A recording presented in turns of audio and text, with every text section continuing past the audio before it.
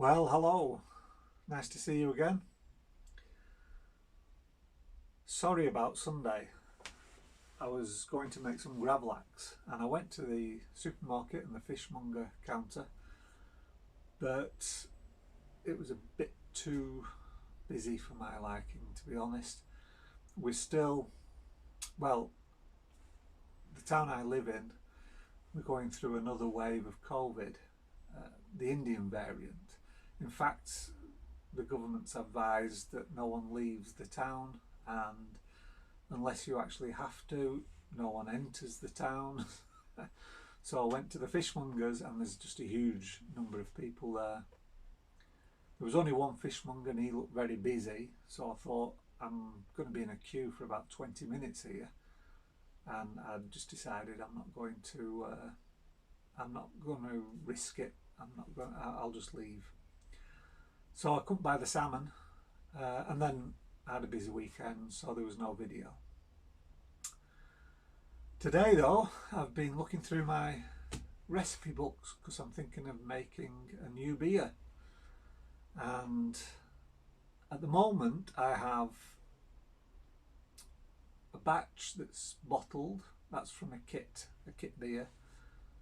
It's a California Common Ale. That should be ready in about a week from now. And in the fermenter I've got a beer from my clone book, the Bible, as I call it. It's a Royal Oak Pale Ale, which was brewed by a company called Eldridge and Pope down in Dorset in England. And they went out of business in the 1990s because of bad management decisions, basically, bad business decisions.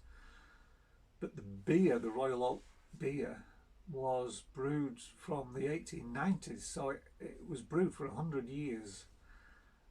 So it can't be a bad beer, can it? And now I believe another Dorset brewery has brought it back. They must have bought the recipe book off the old brewery, and they've brought it back. So the recipe's in the book, and I brewed that, and it will be ready. Well, it's going in the bottles on Saturday, so it'll be ready in a couple of weeks' time. So I've got empty fermenters, and I'm thinking, well, what can I brew next? So I've gone through my clone book, and I've found a beer that I think sounds very nice. It's an American beer. It's called, well, let me just find. It's got a funny name. Here it is, Fat Angel, which was brewed by Magic Hat Brewing, South Burlington, Vermont, USA. It's called the Fat Angel. It's an ale, and it's meant to be very nice. They no longer brew it, but it was meant to be very popular and a very nice beer. So I'm going to brew that next. And I've also got another kit from a UK supplier, and it's a clone. Ironically, it's another clone of a very popular beer in the UK called Landlord, brewed by Timothy Taylor's in Keighley, which is West Yorkshire, just about 30 miles away from me. And it's, from what I've read, Landlord, which is a really nice pale ale. I've drank a lot of Landlord, but I didn't know it's won more awards than any other beer in the UK. So I bought a kit of a clone of Landlord, and I'll film myself videoing that, because if you don't brew yourself, you might be surprised how quick it is to throw together a beer that's of commercial quality and ready in just about a month. So I'm going to be brewing on camera the clone when I do that, probably next week or two, and I'll put that video up of me brewing the Timothy Taylor Landlord clone. But I've also been looking at another book. It's called Welcome Mead. Now, this is an interesting book. As you know, I brewed a mead, and that's actually clearing as we speak. Although it's ready to drink now, I'm just seeing if it will clear up a little bit more because of all that hop substance that's inside the the mead. But I bought this book, Welcome Mead, and this is a collection of 105 old recipes for mead that were archived in the Wellcome Library in London, and the date range is 1625 to 1750. And why I like this book is that it sort of, when you read through these old recipes, and that they actually write out the recipes verbatim, which can be a challenge to read because it's like reading a foreign language, this Old English. But she does transcribe it as well, the author. She transcribes it into modern English as well, which is a good help. But it sort of really blows away this myth that you've got to keep meads for 6 months or 12 months, something like that. I mean, I haven't read all these recipes yet, but I've read a good amount. And it's, back in the day, people just used to brew mead, bottle it, and drink it. That was it. I've got a mead actually up on my shelves in the garage. It's been there 12 months actually. That I might actually get round to bottling that this weekend. It needs back sweetening. It's very, very dry. So I'm going to back sweeten, add a bit more honey to it, and then I'll bottle it. But it's been there 12 months. And the reason for that is, when you look at YouTube videos about making mead and when you read websites about making mead, everyone says the same thing. 12 months, 6 months, 18 months. And you read how our ancestors brewed mead, and it's completely different. They used ale yeast. There's none of this fancy wine yeast or mead yeasts.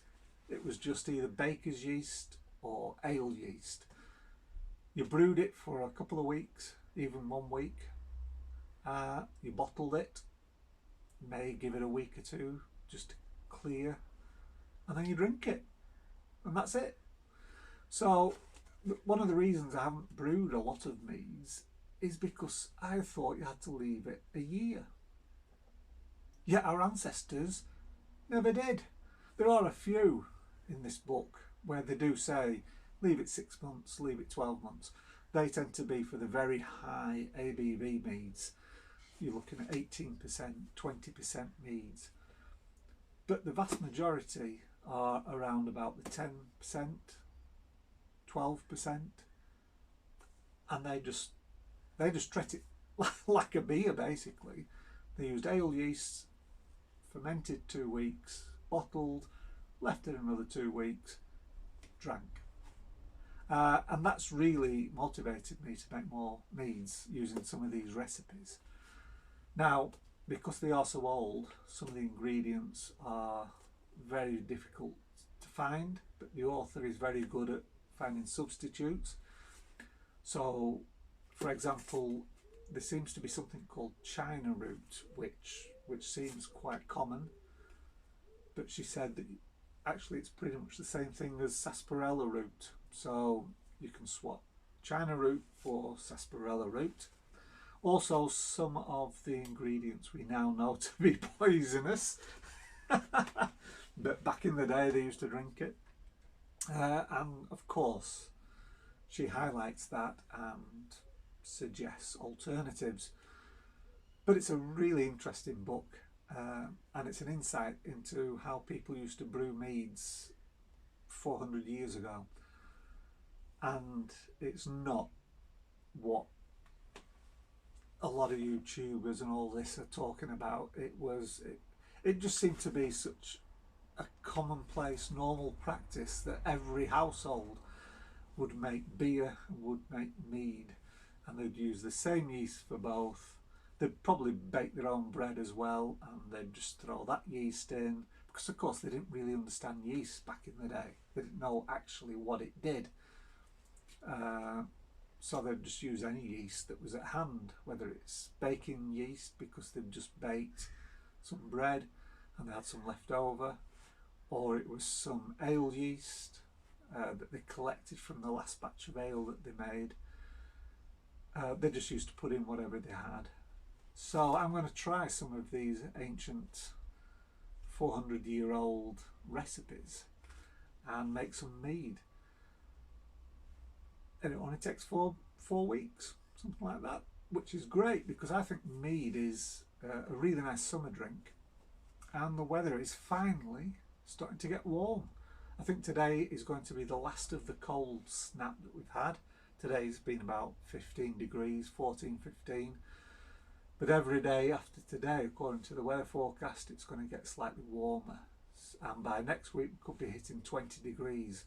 So if that continues or levels out somewhere around about 21, 22, in a month's time, I will have some mead to enjoy. Chilled mead, of course.